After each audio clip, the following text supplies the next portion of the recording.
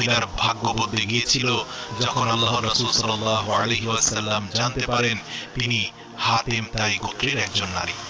আমরা জানব নবী করিম সাল্লাল্লাহু আলাইহি সাল্লাম কেন সেই মহিলাকে ভয়ঙ্কর অপরাধের পরেও বন্দী দশা থেকে মুক্তি দেওয়ার নির্দেশ দিয়েছিলেন। এই প্রশ্নের উত্তরে লুকিয়ে আছে দয়া, ন্যায় বিচার এবং এক অসাধারণ নেতৃত্বের গল্প। বলা হয়ে থাকে তখনকার যুগে হাতিম তাইয়ের একটা গোষ্ঠী ছিল। হাতিম তাই সম্পর্কে জানে না এমন মানুষ হয়তো খুব কমই ছিল। সন্দেহভাজন কিছু যুদ্ধবন্দীকে আল্লাহর রাসূল সাল্লাল্লাহু আলাইহি ওয়াসাল্লামের এলাকা থেকে সাহাবারা আটক করেন।